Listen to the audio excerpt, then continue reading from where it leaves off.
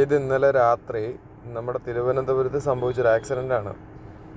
East fort ജംഗ്ഷനിൽ ഒരു barricade സ്ഥാപിച്ചിട്ടുണ്ട്. ബസ് വേക്ക് വേണ്ടി തിരിച്ചിട്ടുള്ള ഒരു ഡിവൈഡറാണ് ഇത്.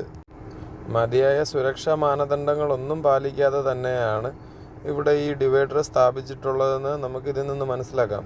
കറക്റ്റ് റോഡിൻ്റെ സെൻട്രലാണ് ഈ ഡിവൈഡർ വെച്ചിട്ടുള്ളത്. വണ്ടി ഇടിച്ച് ഡിവൈഡർ കുറച്ച് പൊട്ടിപ്പോയി.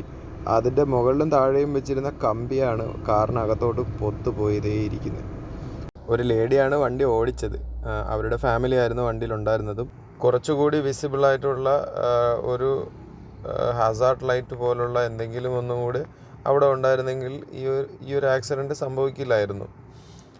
കാരണം നമുക്കിതിപ്പോൾ ഇങ്ങനെ കാണുമ്പോൾ നമുക്കിതിൻ്റെ ഒരു ഭീകരത എന്താണെന്നുള്ളത് മനസ്സിലാകില്ല എങ്കിലും നേരിട്ട് നമ്മളിത് അനുഭവിക്കുമ്പോഴേ നമുക്കത് കറക്റ്റ് മനസ്സിലാവുള്ളൂ. കാരണം ഇത്രയും ഒരു സിറ്റി സെൻറ്ററിൽ ഇങ്ങനെ ഒരു ബാരിക്കേഡ് സ്ഥാപിക്കുമ്പോൾ സ്വാഭാവികമായിട്ടും ഇത് ശ്രദ്ധിച്ച് ചെയ്യേണ്ട ഒരു കാര്യമായി. ഇവിടെ എന്തെങ്കിലും സംഭവിച്ചിരുന്നെങ്കിൽ നാളെ ഇതെല്ലാവരും ശ്രദ്ധിക്കുന്ന ഒരു വാർത്തയായേനെ.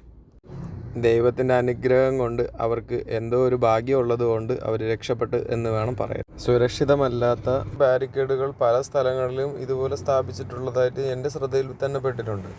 നമ്മൾ വാഹനം ഓടിച്ചു പോകുമ്പോൾ രാത്രി മഴ പെയ്യുകയോ ഗ്ലാസ്സിൽ ഫോഗ് കയറുന്ന സമയത്തോ ആയിരിക്കാം ചിലപ്പോൾ നമ്മളുടെ ദൃഷ്ടിപ്പെടാതെ ഇത് നേരെ നമ്മളുടെ മുന്നിൽ പെട്ടെന്ന് കാണുന്നത്.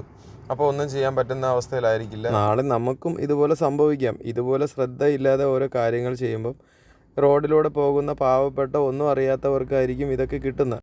ഇപ്പോൾ ഒന്നും സംഭവിച്ചിട്ടില്ലാത്തത് കൊണ്ട് നാളെ എന്തായാലും ഇതിനൊരു മാറ്റം ഉണ്ടാകാനും പോകുന്നില്ല. ഒരു നിമിഷം അവരുടെ സ്ഥാനത്ത് നമ്മളായിരുന്നെങ്കിൽ എന്ന് ചിന്തിച്ചു കഴിഞ്ഞാൽ എല്ലാവർക്കും മനസ്സിലാവും അവരുടെ മാനസികാവസ്ഥ എന്തായിരുന്നു എന്നുള്ളത്. റോഡിൻ്റെ നടുക്ക് ഇത്രയും വലിയൊരു ബാരിക്കേഡും കൊണ്ട് വെച്ചിട്ടൊരു ചുണ്ണാപ്പി റിഫ്ലക്ടർ തൂക്കിയിട്ട് കഴിഞ്ഞാൽ അതിലൊരു സേഫ്റ്റി ഉണ്ടാവില്ലെന്ന് ഇപ്പോൾ മനസ്സിലായില്ലേ.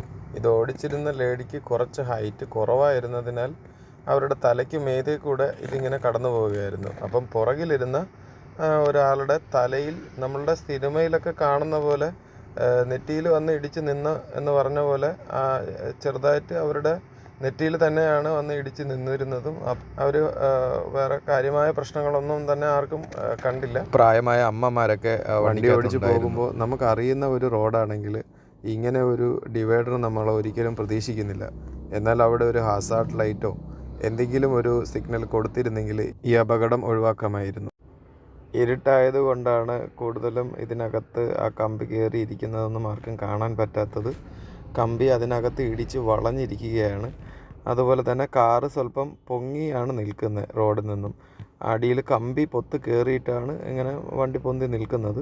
നമുക്ക് അറിയുന്ന സ്ഥലങ്ങളാണെങ്കിൽ കൂടി രാത്രി ഇതുപോലെ മഴയൊക്കെ പെയ്യുന്ന സമയത്ത് നമ്മളൊന്നുകൂടി ശ്രദ്ധിച്ച് വേണം റോഡിൽ യാത്ര ചെയ്യാൻ. കാരണം എപ്പോഴാണ് ഇതുപോലത്തെ ഡിവൈഡറുകളും മറ്റ് സാധനങ്ങളൊക്കെ റോഡിൽ വരുന്നതെന്ന് നമുക്ക് പറയാൻ പറ്റില്ല.